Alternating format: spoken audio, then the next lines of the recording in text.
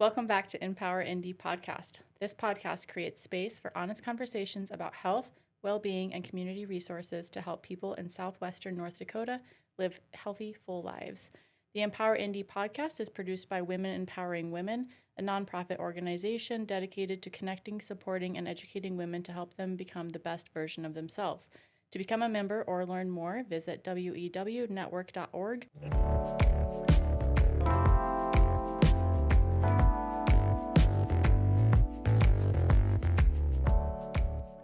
Today, I'm joined by Jason, founder of Shine Bright and Live. Thanks for being on the podcast today. Yeah, not a problem, Crystal. Okay, so before we start, just kind of tell us about yourself. Okay, first off, thanks for having me here Yeah. today. Jason Grunig, like you said, I am based in Bismarck, North Dakota. Last year, we rolled out Shine Bright and Live, which is the state's only HIV nonprofit. We haven't had an in-state HIV nonprofit since early 90s. About 1993 is the last time I can find one that was based in North Dakota. But a little about me, I'm from Bismarck, North Dakota, grew up there, moved around a lot, just moved back in 2016. I had lived in the Twin Cities for about 18, 20 years, somewhere in there. Okay, so we kind of just want to dive into your story. So tell Okay. me, just take us back to a point in your life when HIV became part of your story.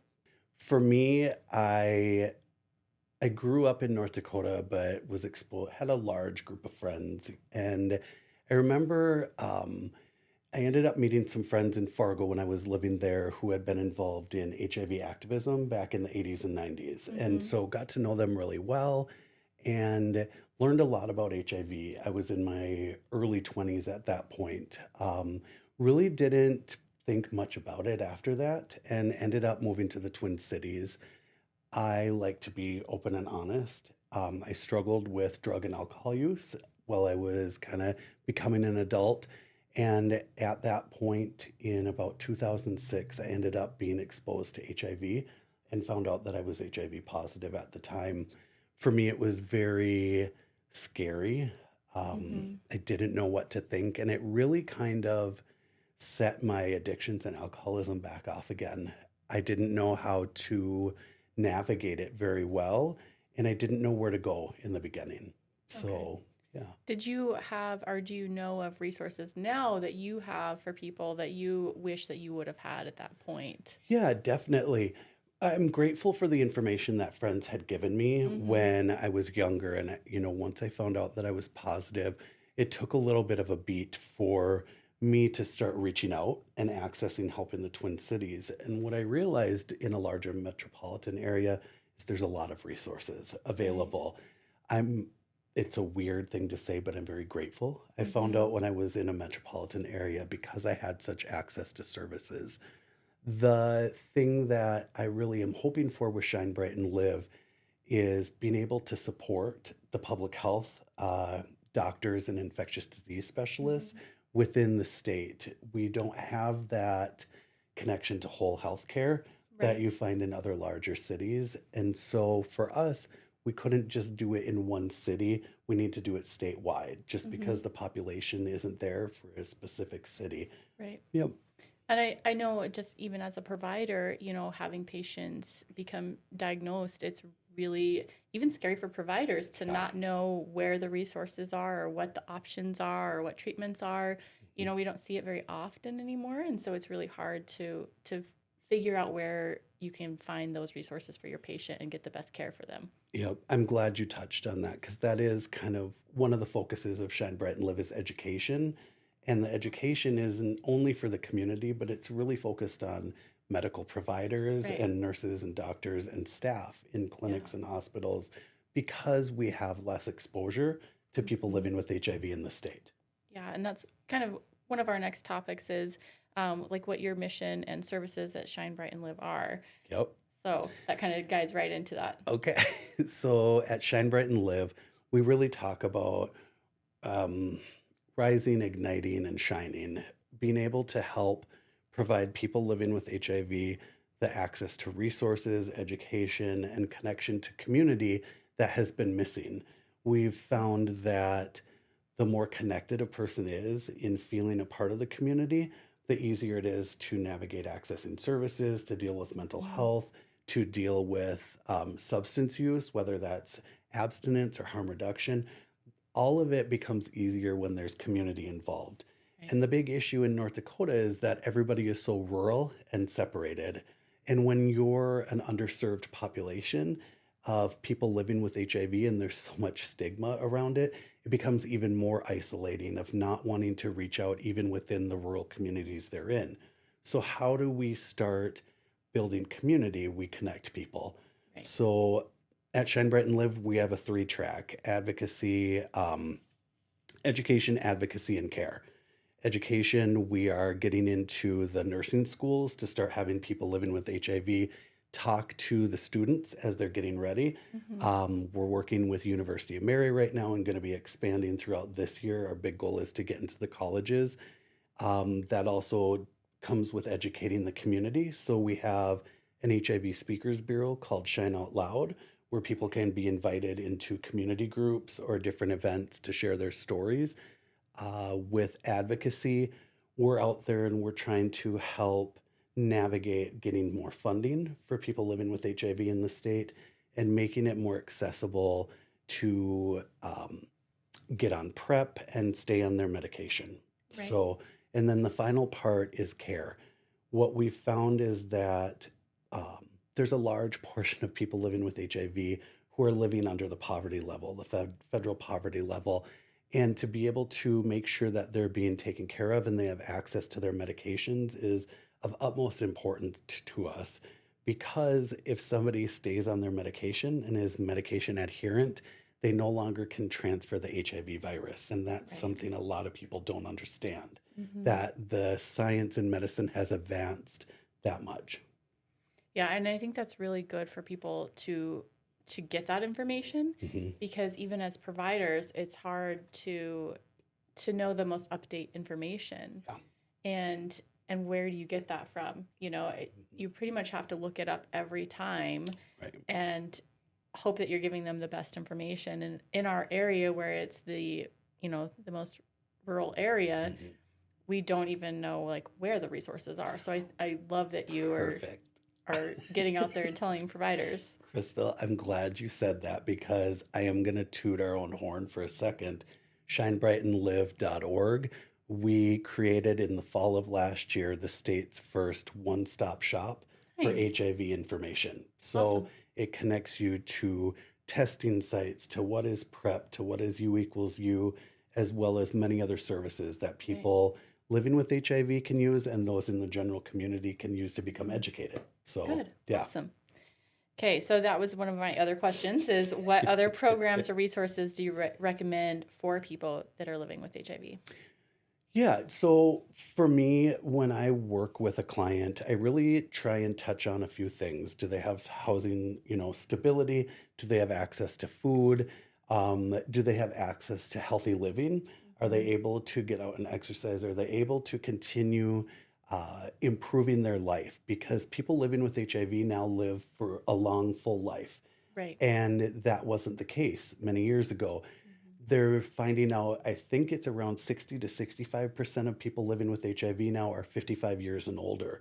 And so we're starting to navigate not only care for people living with HIV, but as they're aging with HIV, which is a miracle. We never saw that before. Right. And so it's a very good problem or new issue to be navigating. For me, it's connecting people just to their community around them. What can you do? Community action is a great one for housing issues Right. and being able to have a doctor that they can talk to or a nurse that they're comfortable with. So sometimes, if they're not comfortable in their rural area, how do we have them get transportation to larger cities until they can Mhm. become more comfortable? A lot of different resources out there. Yeah, and I think having that provider education is a big piece, because I Hmm. know even at bigger practices, there's a lot of providers that don't treat people with HIV Yeah. because they don't feel comfortable and they're not educated enough, and Mhm. so they don't feel like they're qualified. Yeah. I like that you touched on that. When we talk about Shine Bright and Live offers services for medical transportation, my hope is that we'll provide that service now while Hmm. also trying to educate rural clinics and Right. doctors so eventually we don't have to We don't have have to a move. person, Yeah. yep, we don't have to have a Mm-hmm. person living with HIV travel to a different area to Right. be treated, that they can be treated right where they are. Yeah. Yep. For a long time, HIV was seen as a death sentence, and the fear of stigma around it was overwhelming. Hmm. So you already touched on this, like what it looks like living with it today. Hmm. So kind of expand on that of like treatment options. Yeah, definitely. So, those of you who are listening online or on streaming services, you can't see me, but I am a very healthy man living with HIV. I am not starving. I am not struggling, and that's important to talk about, is that a lot of people, especially in rural areas, not just North Dakota, but you find it throughout the Dakotas and in other rural areas in the country, they don't have that interaction with someone living with HIV. So they only have the view of what they've learned. And a Mhm. vast majority of them stopped learning after the 80s and 90s. Right. Why would you keep up on HIV education or what's going on?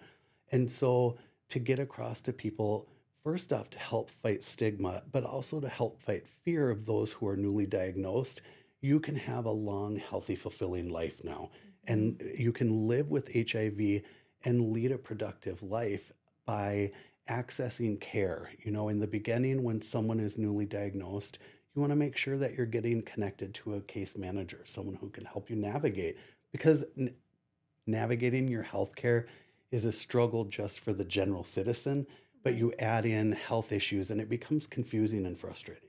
Yeah, and I know one thing that even as a provider, I can admit I don't know enough Mhm. about is um, the viral load and how it works, especially in our rural area. Of when we test that, is it a send out? Like, does it take a long time to come back? Mhm. What do the levels look like? Yeah.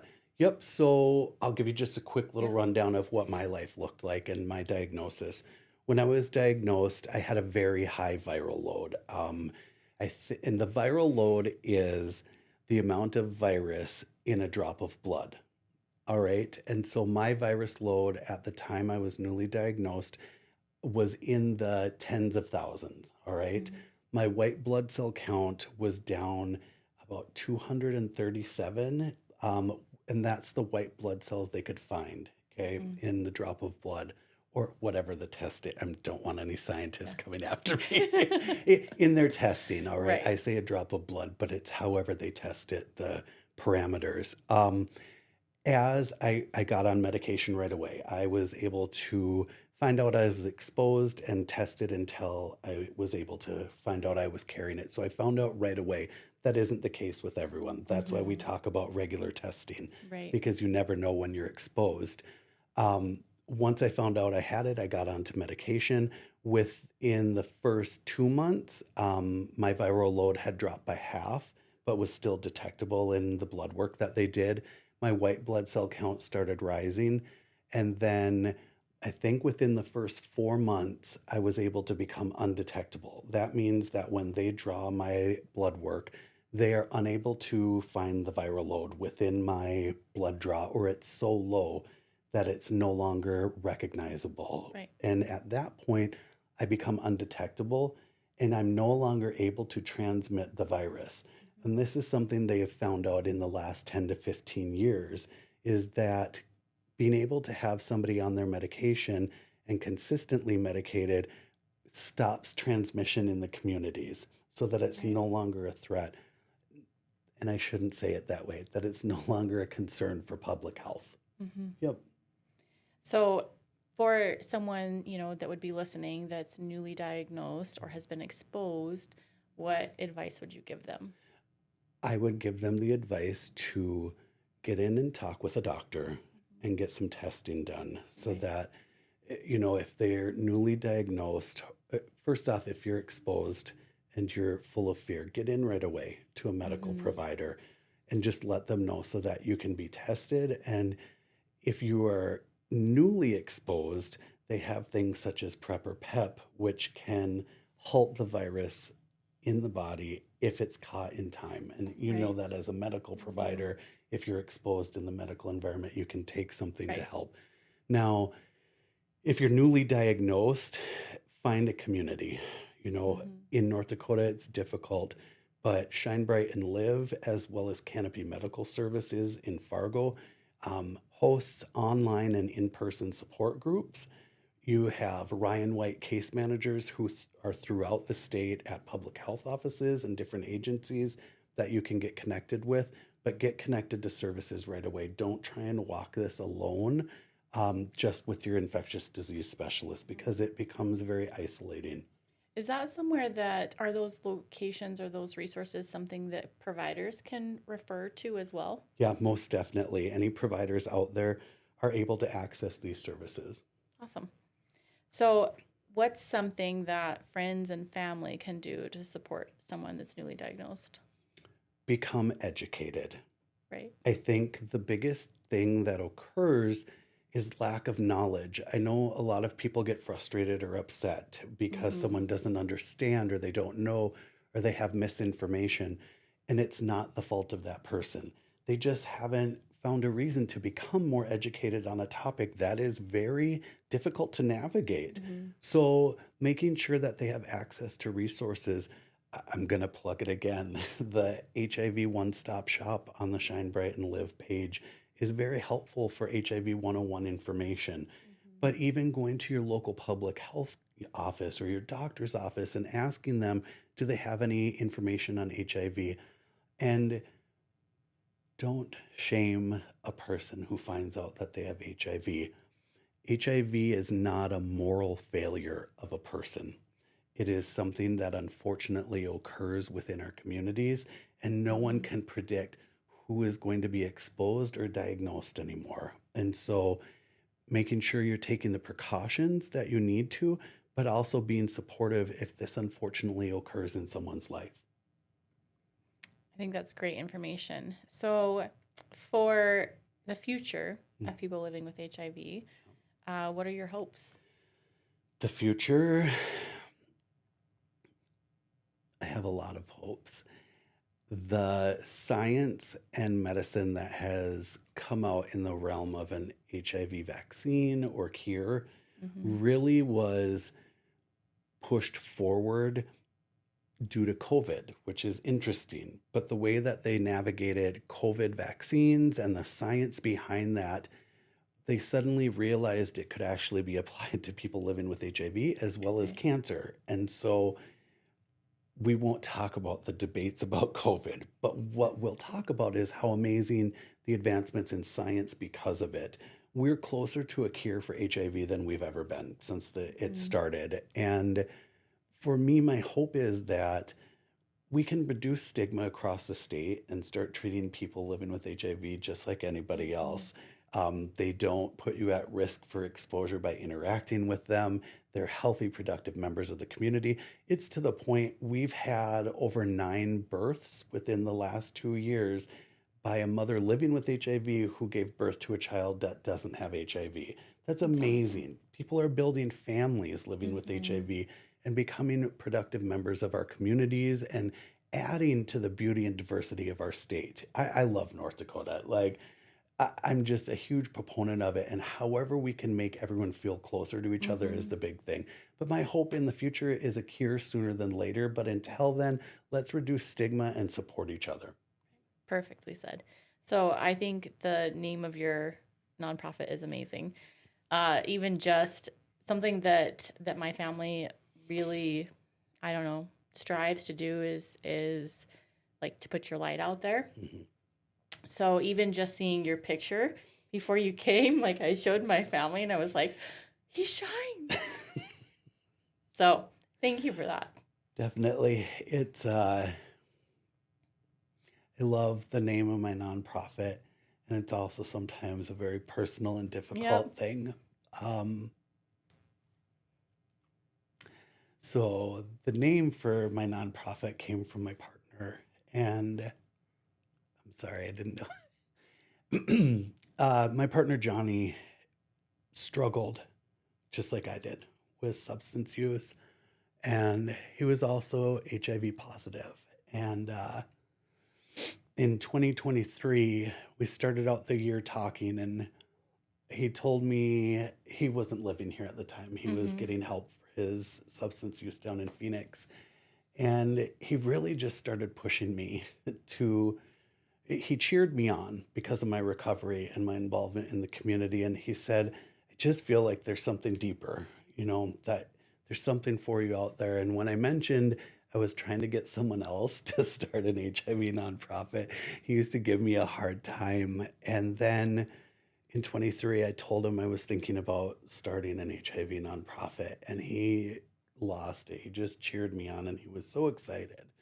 And so at the time, I just started talking to, Johnny and a couple trusted friends and said, hey, if I ever started one, what do you think I should name it? And there was about 20 different names. And I was already leaning towards Shine Bright and Live because a lot of HIV orgs are named like the Minnesota AIDS Project, or they're always like a project or it's something to do. And I just really wanted to show that you could shine, that you could live, that you have an opportunity in this world, no matter what, that everybody has worth and value and has something to add to our lives and to our communities. And I didn't think much of it. And later in that year, in the summer of 23, I got the call that everybody dreads. And Johnny had struggled and gone back out and started using again. And they ended up finding him 2 days later, passed away in an abandoned lot. And I struggled. The grief hit me and I didn't know what to do. And I was sitting there one day and I just was like, you know what? Screw it. Like, I can't sit in my grief. I have to do something with it. And that's really when I just jumped into putting Shine Bright and Live together. Loss and grief and pain and struggle are always going to occur in our lives.